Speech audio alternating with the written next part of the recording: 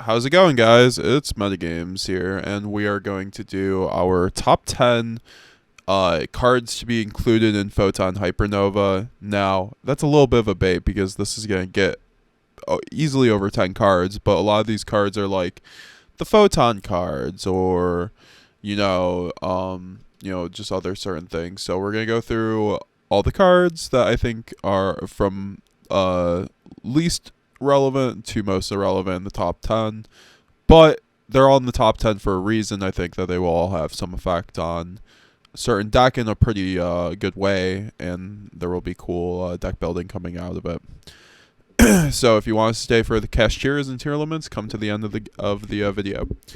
So we're going to start with number 10 with the Photon and Galaxy support.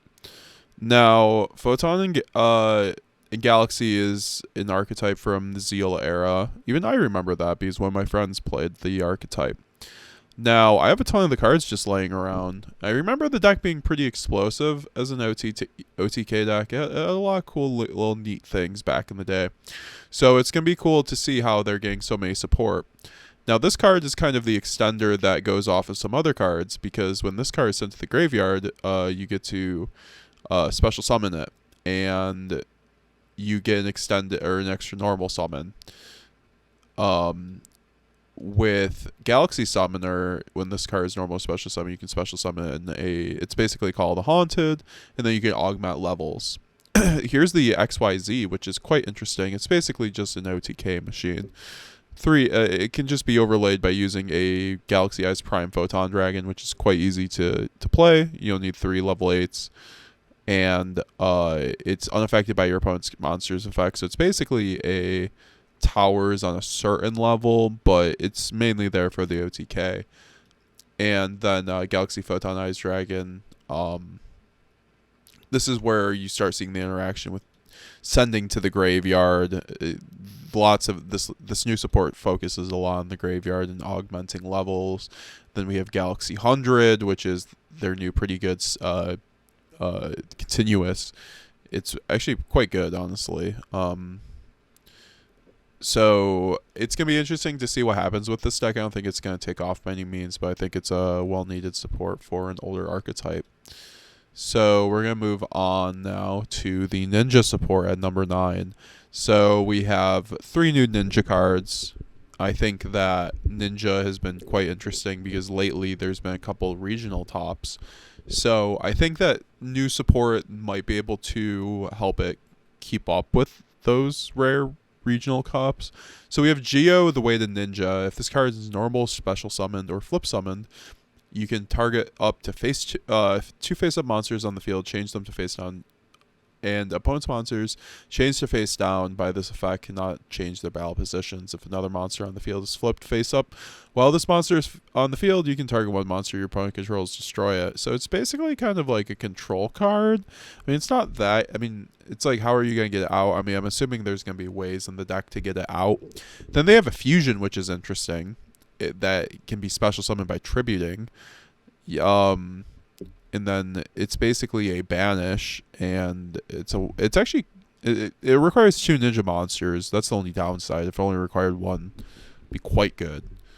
But it's 2, so we'll see how that goes. It's level 5 dark, and you could also instant fusion this. So that's interesting. A World Shrouded in Darkness, very cool name. Cool card art for sure.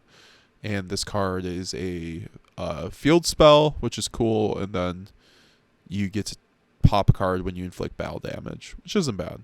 It also floats. So that for ninja support, I mean, we'll see what happens. I don't think it's going to be doing too much outside of helping ninjas kind of get those couple regional tops every here and there, but nothing too good. Now the next support, which I've heard actually a lot of things about, which I do not have too much familiarity about, so forgive me. It's the Evil Eye support. So I've heard a lot of good things about the Evil Eye support. I'm not sure how Evil Eyes play. I've played a lot of Master Duel. I still don't know how those cards play. So this card's sending one monster or spell or trap that's an Evil Eye card to the graveyard, and then you can add the field spell, the Quip spell, and you keep losing 500 LP if you keep using cards, but then you can, doesn't really matter, you can banish this card equip. I mean, it seems like a lot of recurrence, and then there's obviously Basiltris, Familiar of the Evil Eye. You guys are going to have to tell me down in the comments below. Please let me know, like, how does the support really translate to Evil Eye? Do you guys think that it's going to be seeing a little bit more play, maybe a couple of regional tops here and there? I'd love to see that. This card is a level 3 with a 2k butt. Quite hefty. This card is in your hand or graveyard. You can control an Evil Eye monster. Quick effect, you can special summon this card, but banish it. When it leaves the field during your opponent's turn, you can quick effect immediately after this effect resolves. Link summon 1 Evil Eye. Then treat Evil Eye equip cards and as monsters. Oh, that's cool. So it's quite interesting. Little extender, maybe like a one of in the deck. Who knows? So I think there's like one other Evil Eye card, but that's Evil Eye is looking quite nice. I'd like to see what happens there.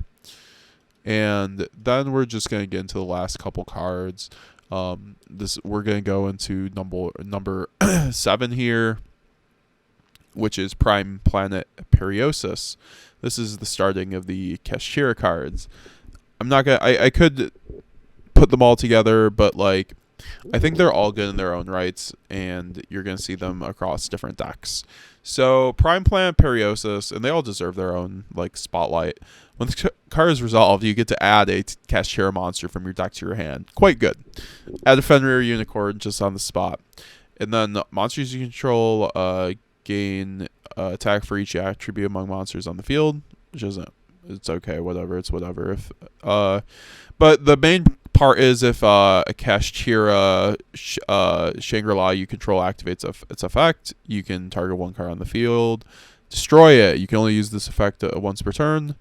So that's basically the Xyz for the Kashtira monsters, which is actually quite easy to do. So this just gives the Kashtira pure deck a field spell to use. I don't think this will be used in the Tearlaments deck. I mean, I think we saw this. This is an ultra rare through the leaks. I'm not sure. But it's a good card in the deck, and it's going to be really just one of those cards that pushes Kashtira over the edge. You know, on its own, it wouldn't do too much, but like in combination with everything else, it's quite broken. So we're going to number 6, Kashtira Icejade. Once per turn, this is Kashtira's new boss monster. It's quite broken. It's also a secret rare, so rest in peace our wallets. Honestly, this order isn't like all like that scientific in terms of what cards are like the best or not, but like, you know, they're all basically the top 6 cards are all comparable. Once per turn during the 3 level 7 monsters, which is quite easy to make in that deck, like as we all know. Once per turn during the turn's effect of Shangri-La were activated, you can also Xyz summon Kashtira Icejade using a Kashtira monster you control, which makes it quite easy. Cards you send to the graveyard banish inside, so it's a walking, talking defissure. Once per chain, each time a card is banished, attach 1 banished card to this card as material. Once per turn, you can detach 3 materials from this card and target 1 card on the field, banish it face down. This card's just crazy. It has a quick effect, banish face down, and it's also a walking defissure. It's 3k, 3k. This card's one of the best cards in the Cashier arsenal. It's going to be why you hate playing the matchup, besides the fact that your monster zones are taken up.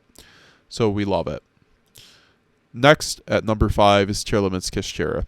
So, like, I think this is probably my pick for the most impactful card, honestly, but we're just kind of going with the order I picked at this point without too much care. This is what is going to give Tearlaments a huge boost, huge boost with the new support. So, Kashtira... this gives Tearlaments Kashtira support, gives them level 7 plays, lets you go into Draco Sack, Big Eye. This is where it comes from. So during the main phase, quick effect, you can special summon this card from your hand if you do banish 1 Kashtira, or Tearlaments card from your hand or graveyard. Cool, crime synergy. If this card is normal or special summoned, you can send the top 3 cards of either deck to the graveyard. Okay. Of either deck. Interesting. If this card is sent to the graveyard by card effect, you can send the top 2 cards of your deck to the graveyard. So it's very good for mills. It's be good in Liceworns. Like, you know, like it's a good card. It's 2300. It's also an aqua, which is interesting. Psychic. obviously. It's quite good. I think this is why Kashiras are gonna, or I mean, Tearlaments are gonna be able to catch up, or like, you know, stay up to date and still go past Kashtira, because they get to use the Kashtira cards too, and even better because they still have their other cards that are unbanned and broken. So number 4 or 5, Kashtira Rise Art. If you control a Kashtira monster, you can special summon this card from your hand. Also, you cannot special summon monsters from the extra deck, except for Xyz monsters. If this card is summoned, you can banish one Kashier card from your deck, except for Rise Art, banish the top 3 cards of your opponent's deck. Based on this card's level, becomes level 7. So this card is kind of crazy, because he's an extra level 7. You get to banish a Kashier card, which, you know, in this deck, you want your cards to be banished. And basically, it allows you to banish the top 3 cards of your opponent's cards face down. It's quite good. I think it's just like more Kashtira pure support. So we're going to Tearlaments Perler for the next card, 3rd or 4th. Fusion monsters and Tearlaments monsters you control gain 500 attack. If Aqua Tearlaments monsters is sent to your graveyard by a card effect, you can send one level 4 or lower Aqua monster from your deck to the graveyard. If it's not a Tearlaments monster, you can activate card effects or the effects of cards with that name for the rest of the turn. You can only use this once per turn. So this is going to be a card when Perlerino is banned, is going to be way more relevant. But, you know, for now, it's going to be maybe a one-of in Tearlaments deck, if anything. And it's quite good effect. You can send from your deck to the graveyard other Tearlaments cards when your monsters are sent to the graveyard, which happens a lot, and they also gain 500. So see this card a lot more in the future. So number 2, Bystial Baldrake. I think this card's gonna be crazy. It's another Bystial, and with Magnuma on the chopping block, I think this card will be seeing a lot of play. Also, the art is incredible. So you can target one layer dark monster, just like the other Bystials, banish it if you do special summon this card. If this gives a quick effect, if your opponent controls a monster. If your opponent special summons any kind of monster, basically from the extra deck, you can tribute one other layer dark monster, then target one of those summoned monsters, banish it, and you can only use this effect once per turn. Quite a good effect. It's a non-field effect that will get rid of another card that your opponent controls, and already banish one card out of the graveyard. So it's just doing a whole lot. It's definitely better than Druid Swarm. This might be a secret rare. Let's see what happens.